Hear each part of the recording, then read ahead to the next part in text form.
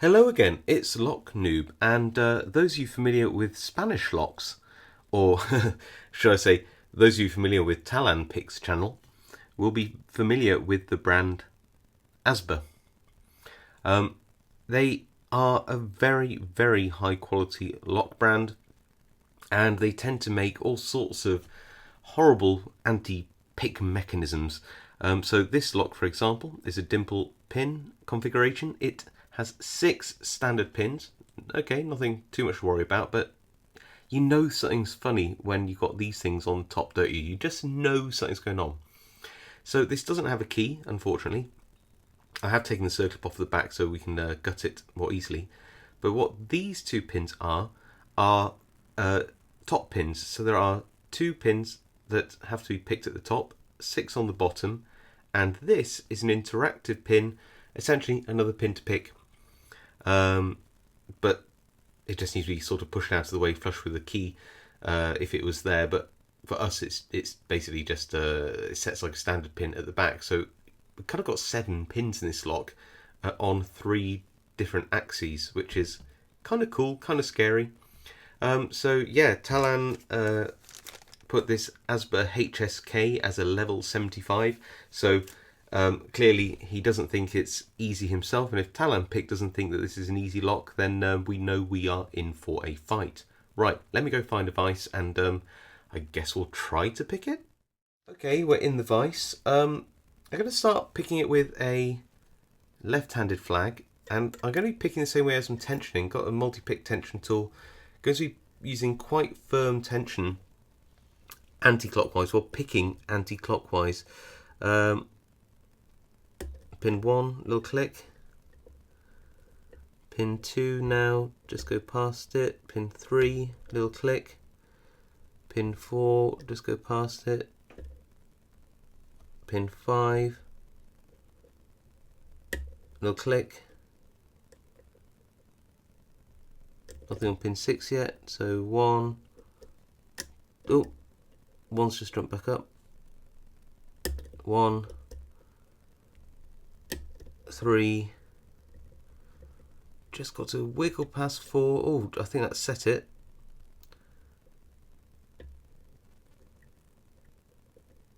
On pin 6 there.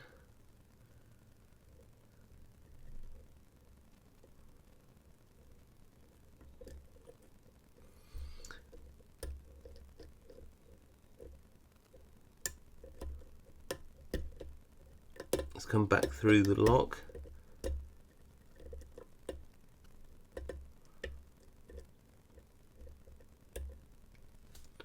Okay, it's these pins at the back, bit of a pain to set these ones. So right at the back and very deep.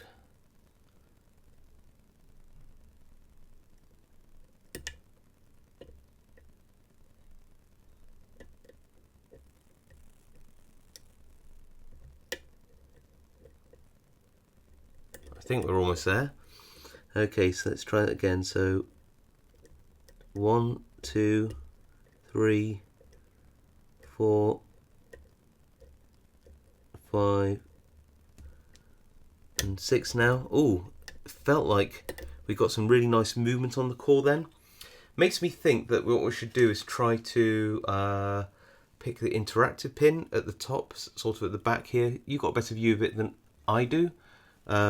So let me see if I can find it. And oh, look at that, we've got an open. Which meant that the top 2 pins here were picked automatically by the motion of me picking the bottom pins, which, considering the type of pins at the top that I think are there, isn't surprising. So this is a bit I'm absolutely terrified of, because I don't have a key. So I'm going to turn this to this position. So hopefully that will resolve that. Now I'm wondering what to protect the most, the top pins, which could get trapped in here, or the bottom pins.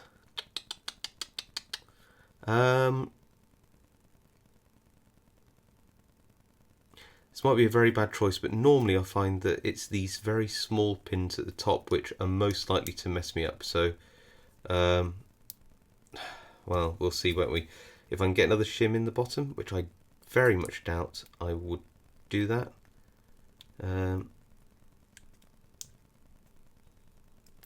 Otherwise, we're just going to try our best to... There we go. To push this out very, very gently, knowing that the pins are now here. So I think, hold on, which way do we open it? So they're at the bottom, yeah. Okay. Wish me luck.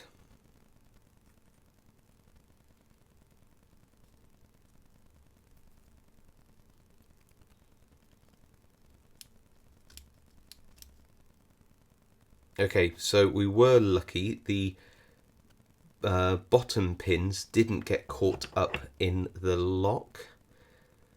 I'm sweating a bit actually with this because it's a very nice little lock, and I don't have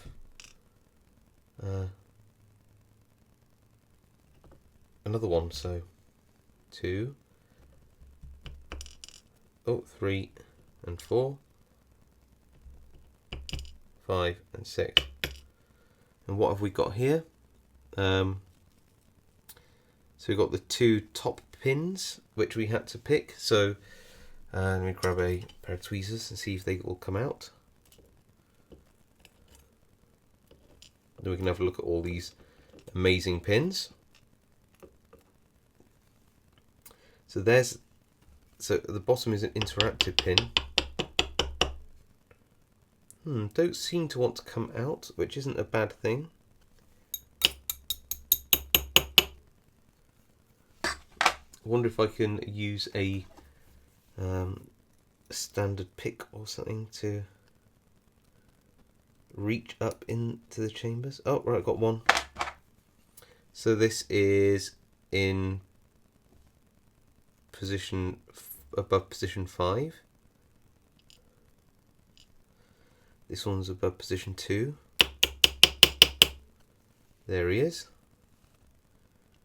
2. And that must be the interactive bit which we have to pick. Oh wow, that is so thin. And that's sort of between 5 and 6, so I'll just put it here. Now, that's the core. Let's quickly see if we can gut this. So that's pin 1. Very nice, oh, I like that.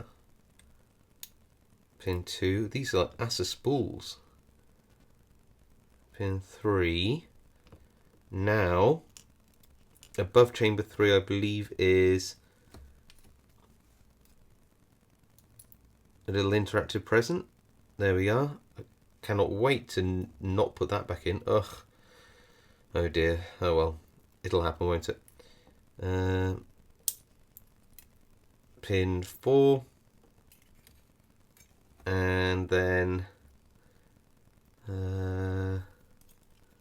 getting very close to the other little interactive element, which is here. There he is. Oh! Well, he's just leapt to the floor, but he hasn't gone far, so I will go rescue him. And there we are.